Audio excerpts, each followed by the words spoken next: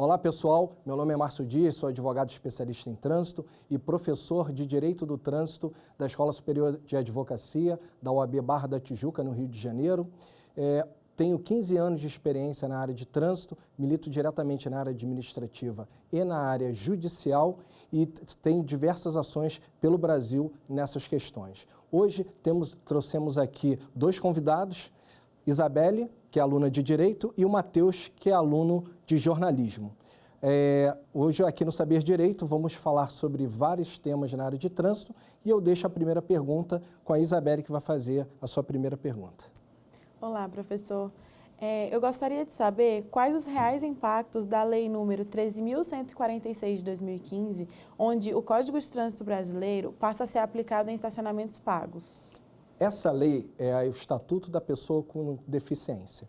Ela fez uma alteração na lei em que estacionamentos privados de uso público passa a ter a fiscalização de trânsito, no caso, shoppings e também supermercados. Então, a vaga que pode ser fiscalizada é somente a de deficiente físico e a de idoso. E nessas vagas, todos têm que usar o cartão. Se não usar o cartão com autorização na vaga, ele pode ser infracionado pelo Poder Público Municipal e lá ele vai receber uma notificação de autuação e depois vai virar uma multa. Agora vamos com as perguntas do WhatsApp. Meu nome é Rômulo Florindo Lima de Freitas, sou acadêmico de Direito da Faculdade Multivix Vitória, Espírito Santo. Estou no 9º semestre da faculdade no momento. Professor, eu tenho uma pergunta. Se um veículo estiver estacionado em uma vaga destinada a gestante dentro de um shopping, ele pode ser autuado pelo agente de trânsito?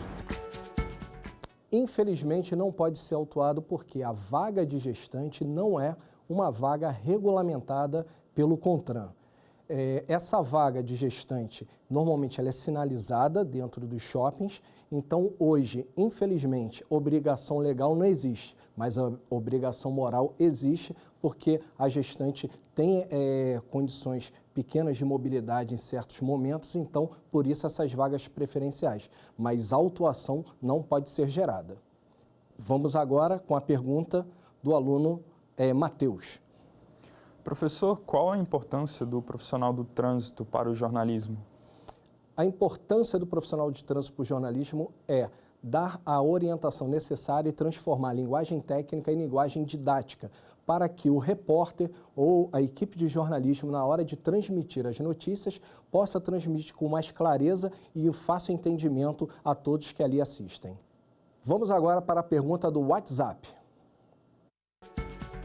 Olá, meu nome é Beatriz Carretas Coloto, estudo na Faculdade Multivix de Vitória, Espírito Santo e estou atualmente no 7º período. Eu tenho uma dúvida. Quais são as consequências se um condutor for abordado com a CNH bloqueada no sistema do Detran? Vai acontecer o seguinte, normalmente a pessoa quando é abordada, a fiscalização vai fazer uma consulta na sua CNH. Se ela estiver bloqueada, ele vai autuar no artigo 162, inciso 2 do CTB, que diz que dirigir com a CNH suspensa ou cassada é uma infração de trânsito e ali ele vai fazer esse lançamento, uma multa de R$ 880 e 7 pontos na carteira. Alguns estados entendem que há um crime, há uma divergência na jurisprudência sobre o assunto em que se isso é crime ou não. Então, normalmente, algumas equipes de fiscalização de trânsito conduzem o condutor até uma delegacia de polícia, porque é previsto um crime no CTB, que é violar a suspensão do direito de dirigir, e lá na delegacia é feito um termo circunstanciado e de lá é encaminhado para o juizado especial criminal, na qual o condutor vai responder esse crime do CTB. E, posteriormente, o Detran vai instaurar um processo de cassação da CNH, na qual o condutor ficará 2 anos sem poder tirar a carteira. Então, essa divergência nesse entendimento do crime, alguns entendem que a ordem só pode partir de ordem judicial, por isso não se impõe crime. Agora, como a ordem é administrativa, então esse crime não seria qualificado. Por essa razão, essa divergência na jurisprudência. Vamos agora com a pergunta da Isabelle. Professor, eu gostaria de saber qual o seu entendimento relacionado ao equipamento denominado etilômetro, o famoso bafômetro. O equipamento etilômetro é o equipamento que fiscaliza e faz a medição do teor alcoólico de uma pessoa. Então, hoje, normalmente, as pessoas ou assopram ou recusam. Se assoprar, vai responder na infração do artigo 165 e se recusar do 165A. Se por acaso eles se assoprarem e atingirem 0,33, é apenas uma infração administrativa mesmo com a medição. Se por acaso ultrapassar 0,36, ou seja, a partir de 0,34, é crime e infração de trânsito. Então vai ser uma multa de R$ 2.930, que essa multa de R$ 2.930 é classificada no Código de Trânsito como uma multa gravíssima de R$ 293, multiplicados por 10, que dará o valor de R$ 2.930. E, além disso, suspensão do direito de dirigir por 12 meses e a pessoa não vai poder dirigir nesse período. Além disso, o equipamento, existe uma margem de erro, que é sempre bom todos saberem. Na hora que o condutor vai assoprar, fazer o sopro nesse equipamento, ele tem uma margem de erro de 0,04. Então, se o condutor, na hora da abordagem, assoprar e der 0,04, diminuindo de 0,04 é 0,0. Então, ele não vai ser punido em nenhum momento. Agora, se ele ultrapassar isso, assoprar de 0,05 e diminuindo de 0,04, vai dar 0,01 e aí configura a infração e aí vai ser aplicado essa infração e, posteriormente, a penalidade. Agora, vamos com a pergunta do WhatsApp. Os agentes de trânsito municipais podem emitir infrações de competência do Estado? Sim, eles podem mediante convênio. Como é que é feito esse convênio? Normalmente, os agentes municipais, a prefeitura, faz um convênio com o DETRAN daquele estado e com esse convênio, todas as infrações do estado são concedidas a autorização para que os agentes municipais possam elaborar essas infrações. Essas infrações podem ser tanto o município aplicando as infrações do estado, como os agentes do estado aplicando infrações do município. Então, esse convênio gera amplos poderes, tanto do estado para o município, como do município do estado, dentro das infrações do Código de Trânsito Brasileiro. E tudo isso é feito através de credenciamento. Como é que é feito esse credenciamento? Esse credenciamento é feito através de uma portaria, no qual o município vai enviar a relação de nome dos agentes municipais ao estado, e o Estado, o presidente do DETRAN, vai elaborar uma portaria credenciando esses agentes de trânsito. E o DETRAN também, querendo usar os talonários, para aplicar as infrações do município, eles enviam a relação do nome dos agentes do DETRAN para o município e o secretário daquele município elabora a portaria e credencia todos esses agentes de trânsito. Vamos agora com a pergunta do Matheus. Professor, quais são os principais órgãos do Sistema Nacional de Trânsito e quais são suas funções? Os principais órgãos de trânsito no país são o DENATRAN e o CONTRAN. DENATRAN, Departamento Nacional de Trânsito, é o órgão máximo executivo de trânsito. O CONTRAN, Conselho Nacional de Trânsito, que é o Conselho Nacional de Trânsito é responsável pelo caráter normativo. Todas as normas de trânsito em questões de resoluções são expedidas pelo CONTRAN. E também tem uma coisa chamada deliberação. O que é a deliberação? Se por acaso ocorrer um fato urgente em que não dê para reunir toda a equipe do CONTRAN, no caso a turma do CONTRAN, o presidente tem o poder de fazer uma deliberação e expedir um normativo em caráter de urgência. Posteriormente, vai ter que reunir esse colegiado do CONTRAN para poder referendar essa deliberação através de uma resolução. E o DENATRAN tem a função de executar essas normas. Então, todos os DETRANs no Brasil são órgãos delegados do DENATRAN. E por serem órgãos delegados, todas as instruções e orientações na parte administrativa do DETRAN é dado pelo DENATRAN. Então, são essas funções e essas são as maiores importâncias, tanto do DENATRAN quanto do CONTRAN. Agora, vamos às perguntas do WhatsApp. É verdade que a pontuação da CNH zera na virada do ano?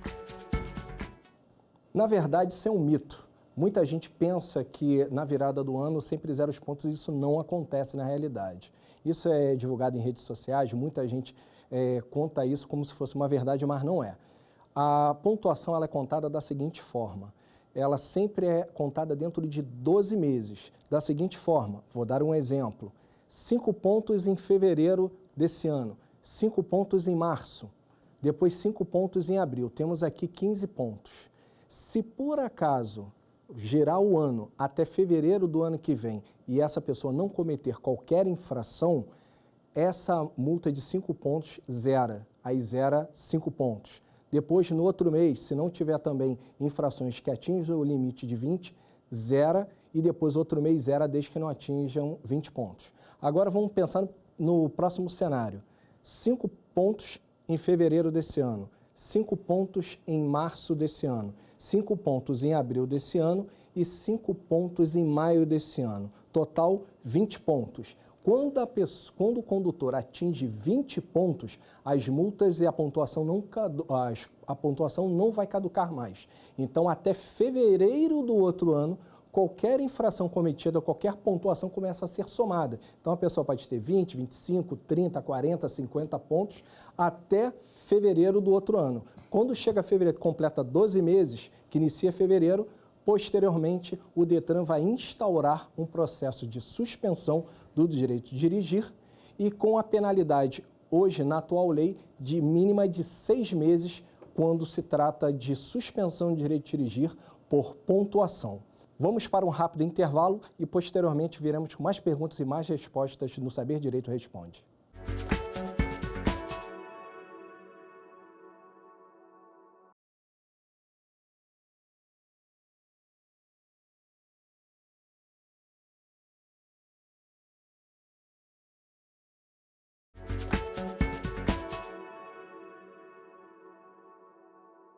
Olá pessoal, estamos voltando agora novamente no programa Saber Direito Responde, agora com a pergunta do aluno Matheus. Matheus, faça a sua pergunta.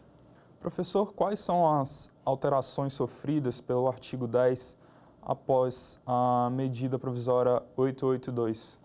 O artigo 10 do Código de Trânsito Brasileiro sofreu a alteração em que antes o presidente do CONTRAN e o presidente do DENATRAN era a mesma pessoa e hoje isso está separado no Código de Trânsito.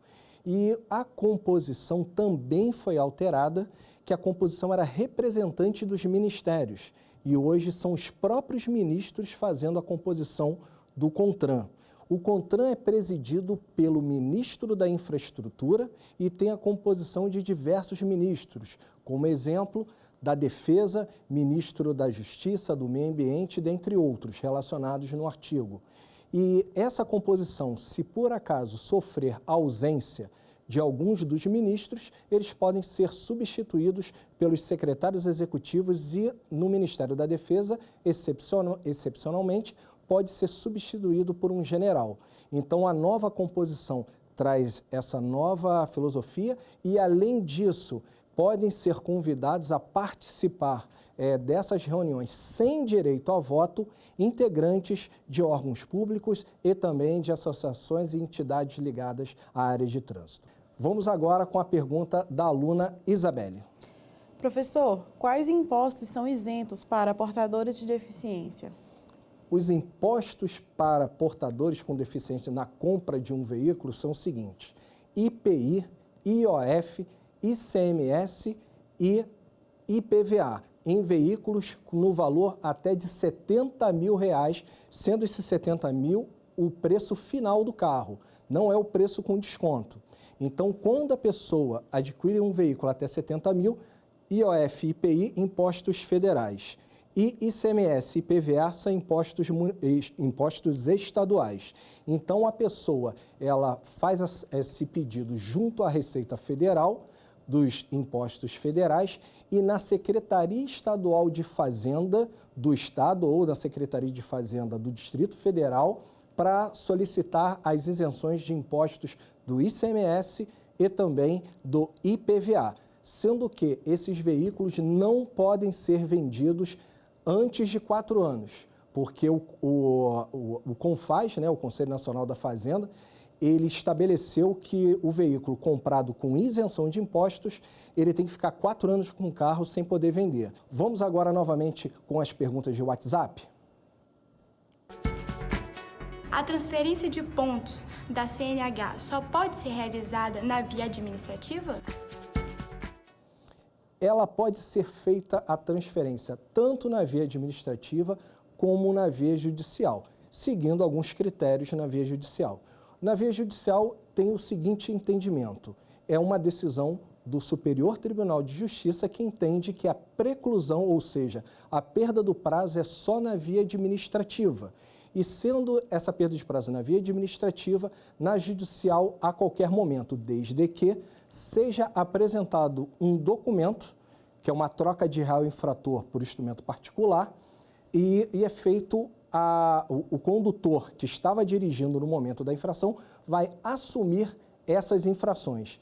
Serão reconhecidos firmas dessas 2 assinaturas e esses documentos, junto com os documentos, com as infrações, são inseridas na ação judicial e aí é solicitado o Poder Judiciário para fazer a transferência de pontos. Deixando claro, não pode ser caracterizado má-fé para tentar burlar esse processo de suspensão, porque se for avaliado isso, a ação vai ser julgada improcedente. Mas esse entendimento, boa parte do judiciário tem entendido dessa forma e tem feito transferências de pontos na via judicial. Um outro fato também importante é que alguns juízes ainda têm o entendimento de não transferir os pontos em razão do artigo do Código de Trânsito, que ele fala que ele tem 15 dias para fazer essa transferência de pontos. Então, se em 15 dias na via administrativa ele não fez a transferência de pontos, ele não pode para o Poder Judiciário fazer essa transferência. Normalmente, muitas dessas decisões estão sendo reformadas nas turmas recursais que entendem justamente essa orientação jurisprudencial do Superior Tribunal de Justiça. Vamos agora com a pergunta do aluno Matheus. Professor, é possível ser instaurado mais de um processo de cassação da carteira? Sim, pode ser instaurado mais de um processo de cassação. Normalmente, o processo de cassação, quando o condutor está suspenso e ele conduz um veículo nesse período, se instaura um processo de cassação em razão de qualquer infração aplicada. Isso, claro, se ele não fizer a troca de réu infrator. O que acontece na prática? A pessoa está suspensa, ela é proprietária de um veículo. E aí ela deixa uma outra dirigir.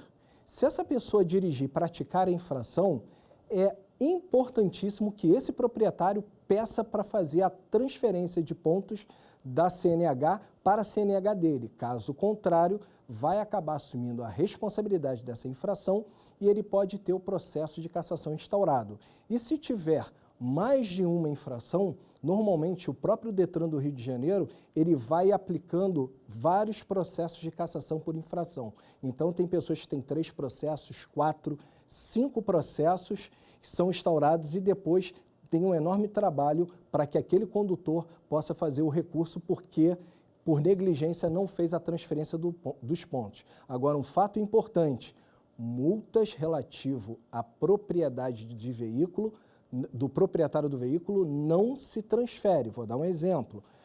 Problemas com o pneu do veículo, qualquer problema no veículo, você não consegue transferir esses pontos para o condutor. Então, também é esse tipo de infração de responsabilidade do proprietário. Se ele não estiver conduzindo o veículo, também não se instaura um processo de cassação. Vamos agora à pergunta do WhatsApp. Se um veículo estiver com o IPVA atrasado, ele pode ser removido? É obrigatório portar o comprovante de pagamento de IPVA no veículo? Não pode ser removido o veículo por não estar com o IPVA pago. A fiscalização de trânsito, quando eles saem nas ruas para fazer a fiscalização, eles fiscalizam o licenciamento do veículo. Esse licenciamento todo ano o veículo tem que pagar todas as multas e IPVA. Quitando isso, ele vai e tem o seu licenciamento.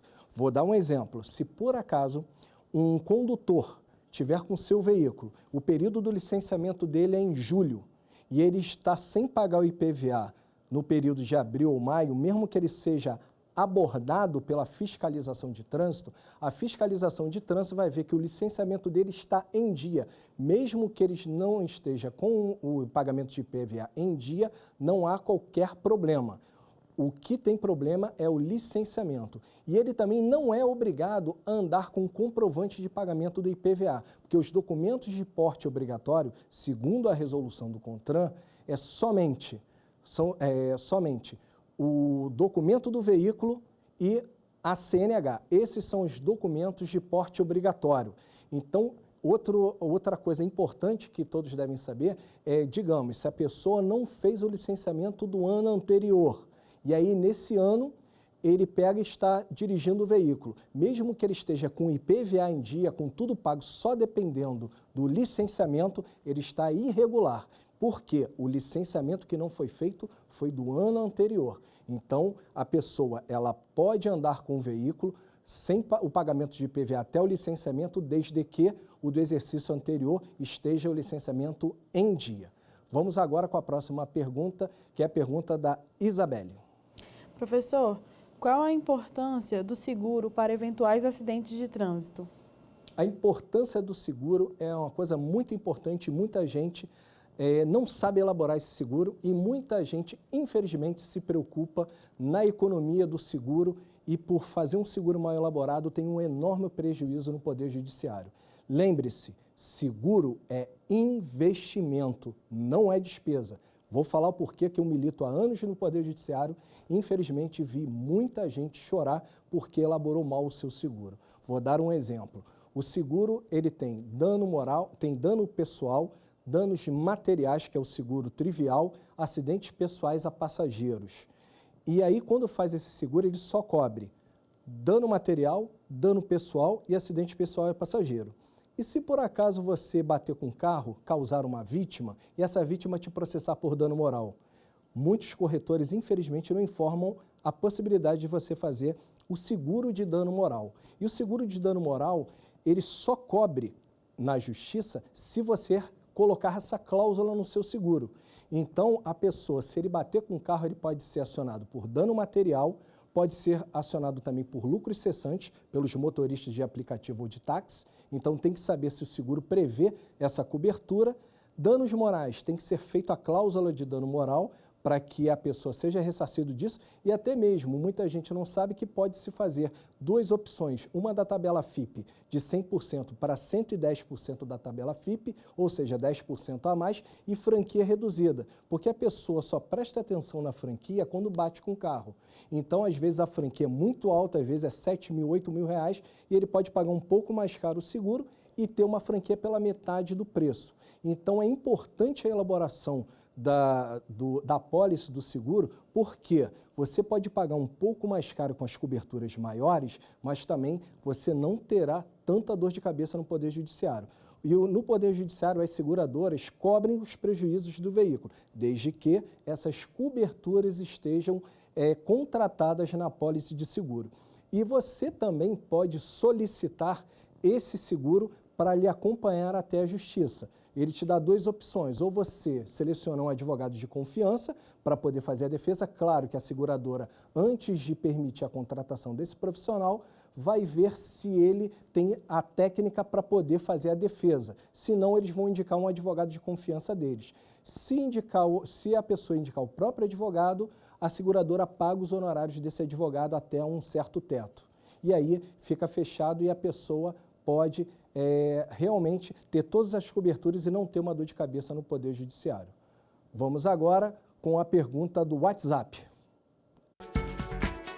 Quando o Detran instaura mais de um processo de suspensão do direito de dirigir mais de uma vez, o condutor é obrigado a fazer um curso de reciclagem e uma prova para cada processo? Depende do estado que esse condutor vai estar. No Rio de Janeiro, o entendimento é que é um curso e uma prova para cada processo de suspensão.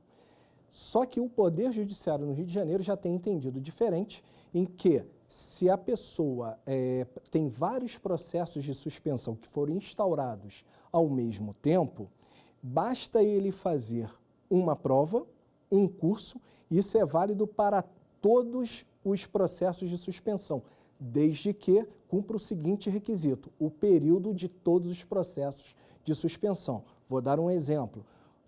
A pessoa tem 5 processos de suspensão, sendo que cada um é de um mês, pela resolução antiga da 182. Instauraram 5 processos, vão dar 5 meses, ele faz a prova, faz o curso de reciclagem, faz a prova, e aí, no caso, ele cumpre 5 meses, depois de 5 meses, ele faz essa ação judicial e os juízes já têm o entendimento de conceder até liminar ou até uma sentença de procedência para que o Detran desbloqueie a carteira dele e dê como penalidade cumprida todos esses processos. Encerro aqui o programa Saber Direito Responde. Agradeço a presença do Matheus e da Isabelle pela presença e pelas perguntas que foram feitas na área de trânsito. E também agradeço o programa Saber Direito pela oportunidade e espero ter esclarecido todo o conteúdo que foi proferido aqui no programa, na parte de processo administrativo de trânsito, processo judicial de trânsito, Sistema Nacional de Trânsito e vários temas elencados dentro de carteira de habilitação, documento de veículo, Sistema Nacional de Trânsito. Espero ter esclarecido com grande didática e colaboração a todos vocês. Meu muito obrigado. Quer dar uma sugestão de tema para os cursos do Saber Direito? Então mande um e-mail para a gente, saberdireito@stf.jus.br, ou entre em contato pelo nosso WhatsApp. O número é esse que aparece na sua tela. Você também pode estudar pela internet. É só acessar tvjustiça.jus.br ou rever as aulas no nosso canal do YouTube, TV Justiça Oficial.